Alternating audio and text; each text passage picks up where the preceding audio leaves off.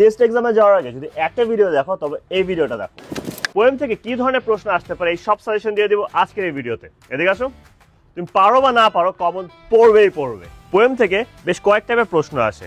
কবি কবিতার দ্বারা কি বোঝাতে চেয়েছে, কোন লাইনের দ্বারা কি অর্থ প্রকাশ করতেছে, মূল থিমটা কি, বা কবিতার মধ্যে কাকে কি করতে বলা হয়েছে বা কেন করতে বলা আছে, এই ধরনের কিন্তু প্রশ্নগুলো তোমার পরীক্ষায় আসে। এখন তোমার একটা প্রশ্ন হতে পারে যে আসলে উত্তর কিভাবে করব। ওয়েট, আমি তোমাদের জন্য সিলেবাসের সকল পোয়েমের পরীক্ষায় আসার মতো স্যাম্পল কোশ্চেন আনসার লিখে ফেলেছি। কিভাবে পাবা?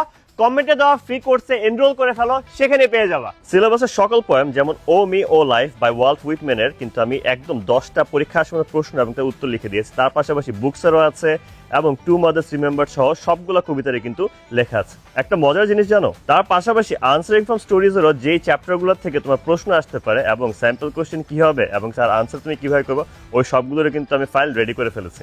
সো যারা যারা এই সাজেশনগুলো চাও কমেন্টে দেওয়া ফ্রি কোর্সে আজই এনরোল হয়ে পড়ো। আর সেকেন্ড পেপারে যদি এরকম সাজেশন চাও দেন অবশ্যই সাজেশন চাই বলে কমেন্টে লিখে দাও।